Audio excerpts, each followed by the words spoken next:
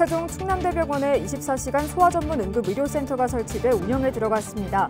세종시뿐만 아니라 인근 지역의 소아 응급진료 거점병원으로서의 역할을 하게 될 것으로 기대됩니다.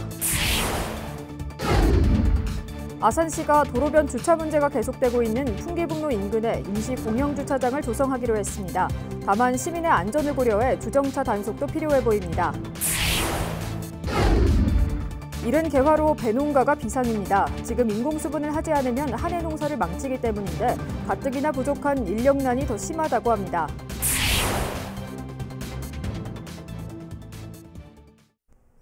시청자 여러분 안녕하십니까? BTV 뉴스입니다.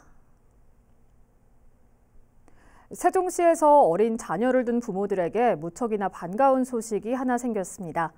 24시간 소아 응급 진료 체계가 구축돼 본격적인 의료 서비스 제공에 나섰다고 합니다. 김우순 기자의 보도입니다.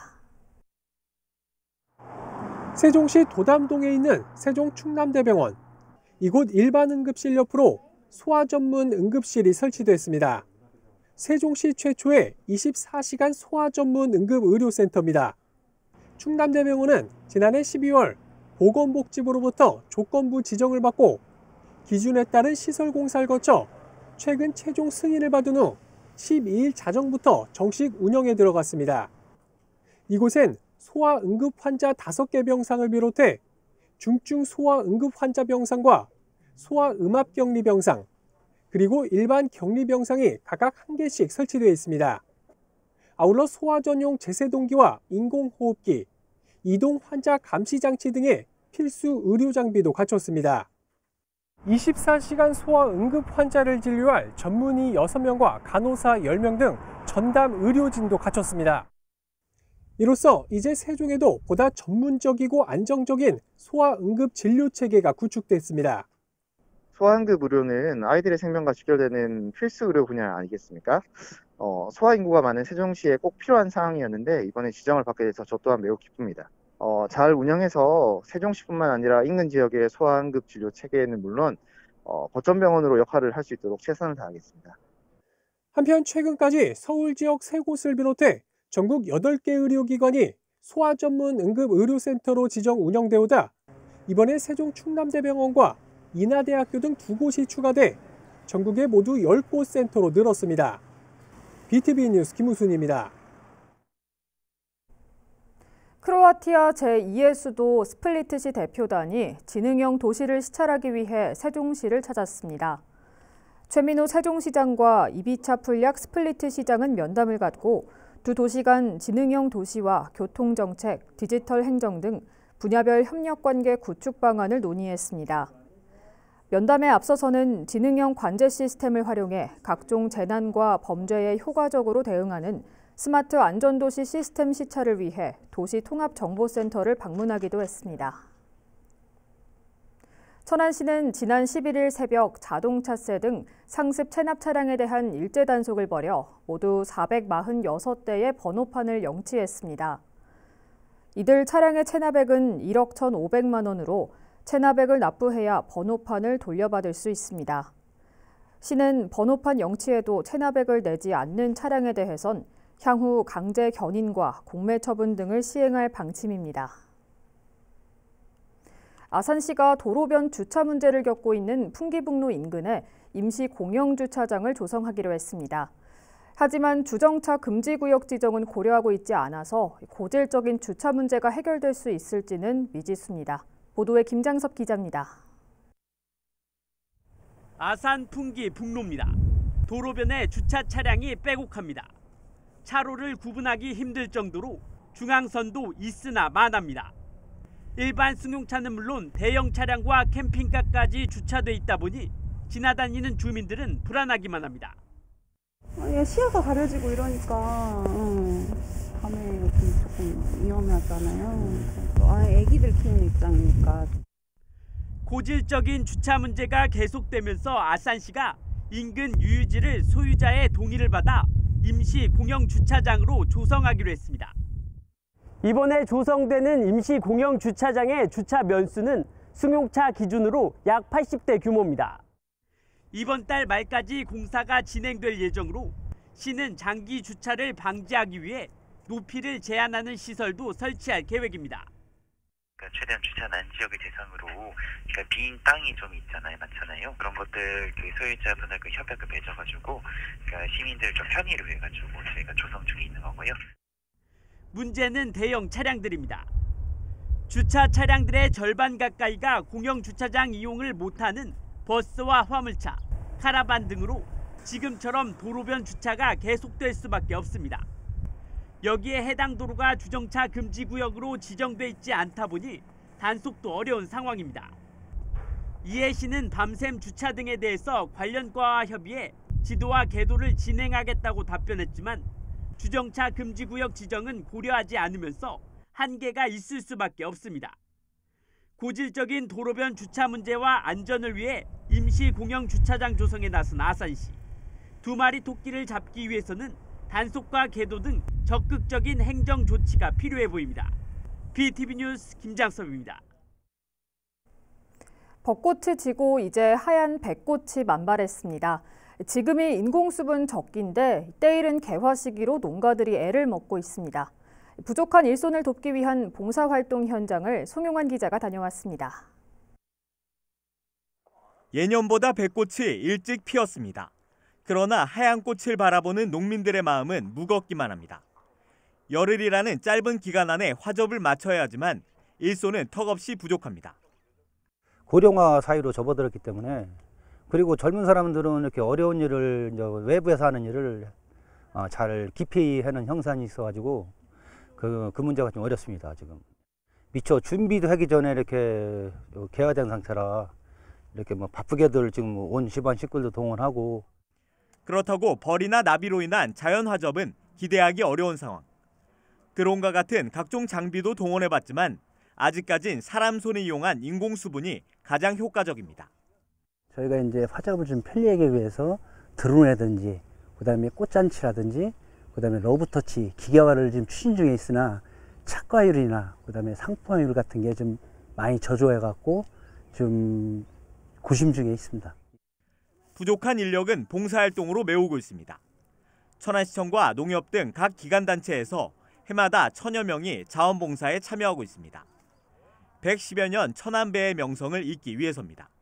작년에 이어서 올해 두 번째로 참여하게 됐는데 천안의 배가 또 유명하잖아요. 그래서 이제 직원들끼리 같이 이제 일손을 도우면서 이제 올해 배 농사도 이제 풍작이 됐으면 좋겠다고 생각을 했습니다. 한편 천안시와 자원봉사센터, 배원의 농협 등은 일손 돕기 지원 창구를 통해 자원봉사자를 모집하고 있습니다. BTV 뉴스 송용환입니다. 천안시가 지역 내 어린이집에 다니는 만 3세에서 5세 외국인 아동에게도 보육료를 전액 지원합니다. 시는 유치원과 어린이집 구분 없이 모든 아동이 지원받을 수 있도록 3월분 보육료부터 지급한다고 밝혔습니다. 지원 신청은 아이가 어린이집에 다니고 있거나 향후 다닐 예정인 어린이집에 외국인 등록증과 외국인 등록 사실 증명서 등의 증빙 서류를 제출하면 됩니다. 천안시 태조산 청소년 수련관이 올 들어 6개 공모 사업에 선정돼 2억 8천만 원을 확보했습니다. 확보된 예산으로는 베트남 해외 자원봉사단과 일본 역사체험 행사 등을 진행할 예정입니다. 윤여승 관장은 올해는 청소년 국외 교류 활동에 초점을 맞춰 양질의 프로그램을 제공할 계획이라고 밝혔습니다. 충남교육청은 다음 달 9일까지 도내 15개 시군을 대상으로 2023 교육정책 및 재정 설명회를 엽니다. 설명회는 지역별 주요 사업과 재정을 설명하고 도민들과 소통하기 위해 마련됐습니다.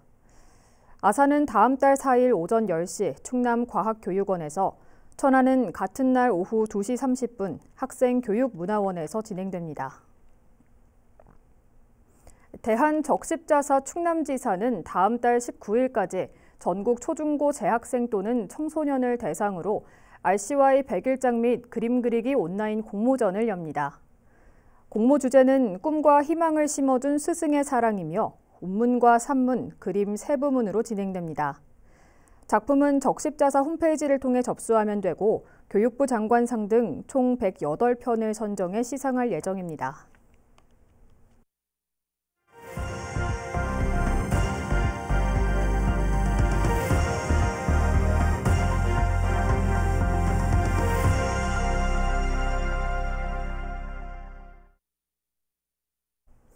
저출산 고령화에 따른 지방 소멸의 문제점과 대안을 찾는 케이블 TV 공동기획보도 두 번째 시간입니다. 오늘은 학령 인구 감소에 따른 학교의 존폐 위기 실태를 진단하고 대안을 찾아보겠습니다. 먼저 충북의 학교 통폐합 실태를 들여다보겠습니다. 학령 인구가 줄면서 학교 통폐합과 재배치 논의가 이어지고 있는데요. 고등학교가 처음으로 통폐합했습니다. HCN 임가영 기자가 보도합니다. 충북 보은군 성주리에 자리한 보은정보고등학교입니다. 10여 년 전 전교생이 56명이던 이 학교는 당시 고교 통합 문제로 홍역을 치렀습니다. 도교육청이 학생 수 감소를 이유로 이 학교와 보은여고를 통합하려 했지만 동문과 학부모들의 반발로 무산됐던 겁니다. 하지만 학생 수가 당시보다 3배나 더 줄어든 지금은 상황이 달라졌습니다. 학력 인구 감소로 충북에서 고등학교 통합을 처음 추진하는 보은정보고등학교입니다. 이 학교는 전교생이 18명뿐인데 2025년까지 신입생을 받지 않고 2026년 충북생명산업고등학교와 통합을 하게 됩니다. 반대를 하던 학부모들도 이대로는 더 이상 학교가 제대로 운영될 수 없다는 판단에 인근 학교와의 통합에 찬성했습니다. 보은 지역 인구가 많이 감소가 되고 있어요. 그럼에도 불구하고 초등학교, 중학교 갈 때는 뭐 시내에 있는 중학교를 선호하고 중학생들은 큰 도시에 있는 고등학교를 선호하고 근데 이제 교육의 질적인 측면에서 보면 큰 차이가 없는데 굳이 그럴 필요가 있느냐. 지역사회 인식이 좀 바뀌어야 될 필요가 있고. 고등학교 간 통합은 충북 제천 지역에서도 추진되고 있습니다. 제천 산업고에 학과를 신설해 제천 디지털 전자고가 산업고로 흡수 통합되는 방식입니다. 신산업 분야 학과 개편으로 학교 경쟁력을 높여 빠져나간 학생들을 유입한다는 겁니다. 신흥지구 도시개발로 학생들이 빠져나간 원도심의 학교에서도 변화가 찾아왔습니다. 개발지구 학생 수는 늘어나는 데 반해 교육부의 학교 신설 벽은 넘기 어려운 현실을 감안해 학생 수가 줄어든 원도심의 학교를 개발지구에 신설된 학교로 이전 재배치했습니다. 대신 원도심 학교에는 교육문화복합시설 설립을 추진 중에 있습니다. 이제 개발지구 내 학교 신설 요인이 발생을 하거든요. 그런 경우에 인근의 이제 작은 학교를 이전 재배치를 추진을 하고 있습니다. 그건 이제 학생은 감소하는데 학생 수만 아니 학교 수를 계속 늘릴 수는 없기 때문에 전국적으로 학교 통폐합과 관련한 주민 갈등이 잇따르고 있는 가운데 학교 간 강제 통합보다 교육 환경 변화에 따른 충분한 협의와 걸맞은 인센티브 확대, 다양한 프로그램 개발 등이 뒷받침돼야 할 것으로 보입니다. HCN 뉴스 임가영입니다. 앞서 본 학령 인구 감소 문제는 수도권이라고 예외가 아닙니다. 특히 접경 지역이자 농촌을 갖고 있는 가평군은 인구 소멸 위험 지역으로 분류돼 있는데요. 이 아이를 낳지 않는 시대 덩달아 학생 수도 빠르게 줄고 있습니다. 이런 문제를 극복하기 위해 인근 학생을 유치하기 위한 다양한 교육 사업이 진행되고 있는데 성과는 미미합니다. 딜라이브 김정필 기자입니다. 산골 마을의 한 초등학교입니다.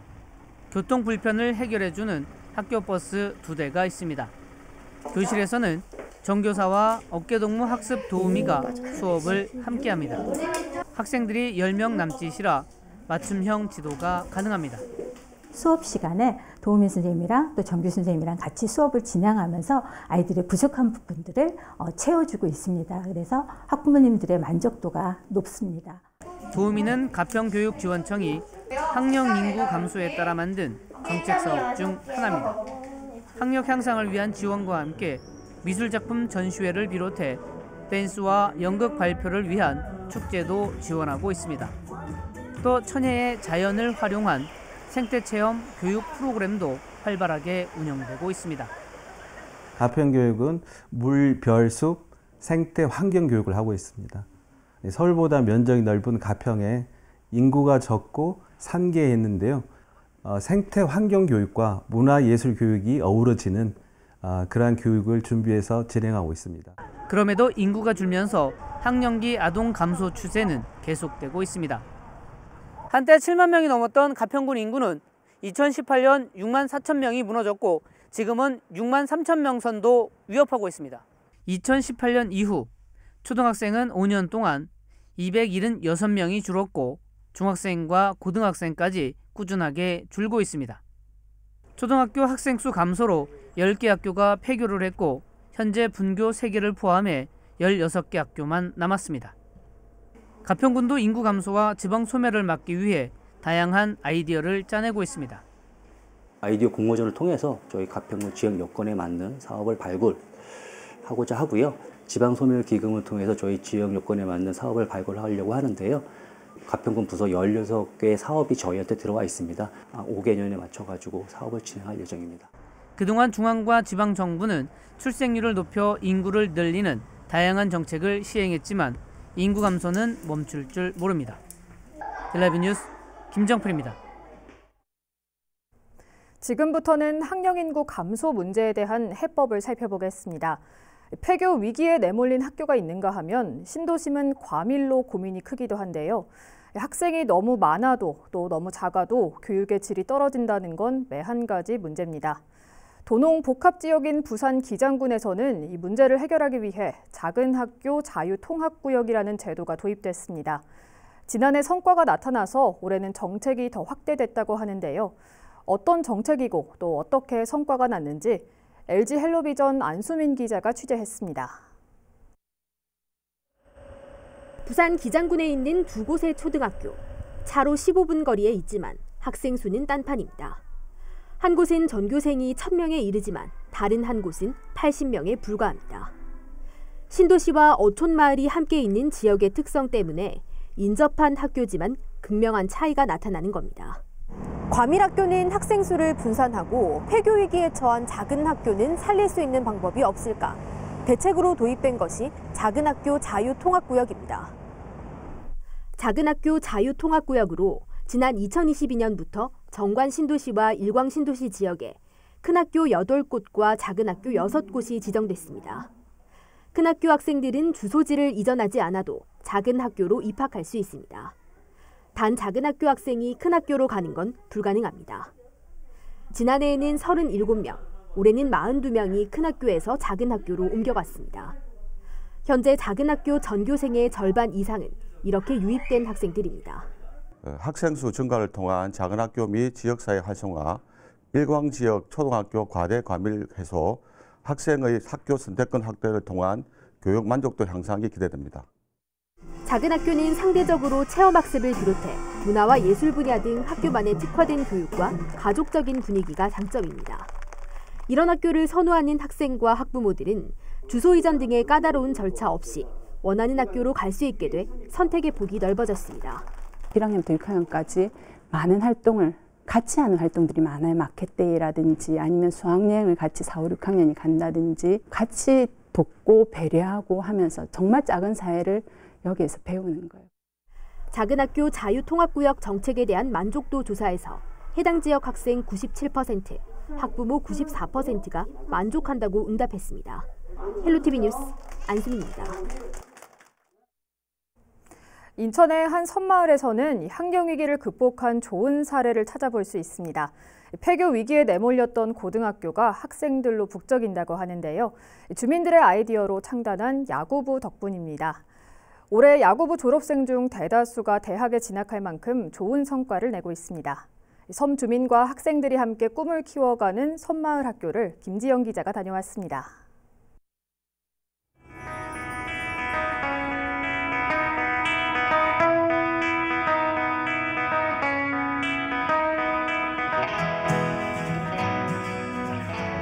인천 내륙에서 배로 1시간 50여 분, 옹진군의 작은 어촌마을 덕적도입니다. 바닷가 앞 학교에선 학생들의 현장 수업이 한창입니다. 몇 년 전까지 학생이 없어 폐교 위기에 놓였던 덕적고등학교. 하지만 지금은 교실을 가득 채울 만큼 학생들로 북적입니다. 폐교 위기의 학교를 살린 건 바로 야구부.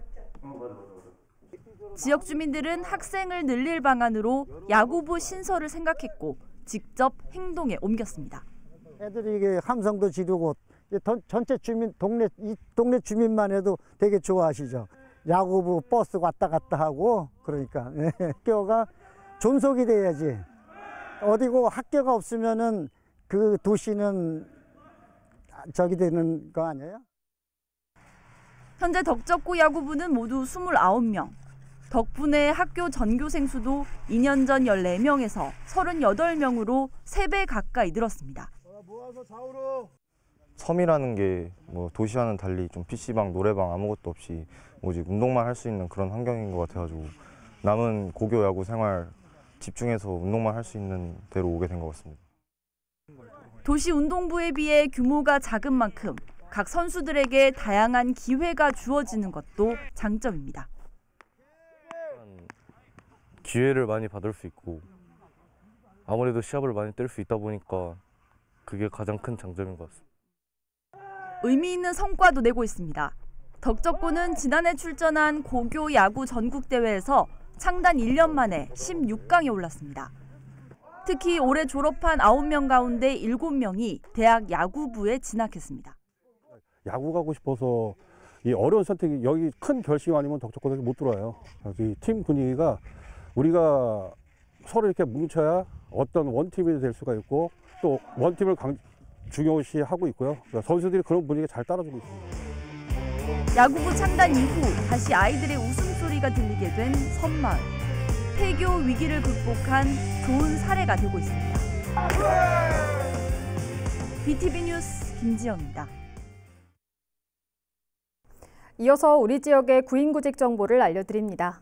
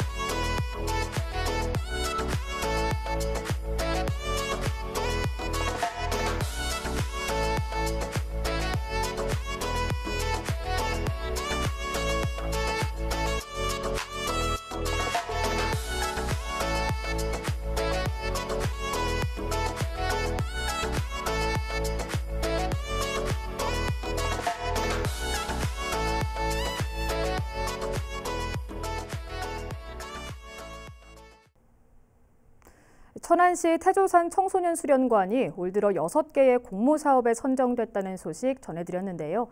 여가부와 문체부, 보훈처 등 여러 정부부처 사업에 선정돼 아이들에게 다방면으로 유익한 교육을 제공할 것으로 보입니다. 또 코로나 유행이 지나고 해외 교류 활동도 추진되는 만큼 올해 프로그램을 통해 아이들이 세계 시민으로 성장할 수 있길 기대해봅니다.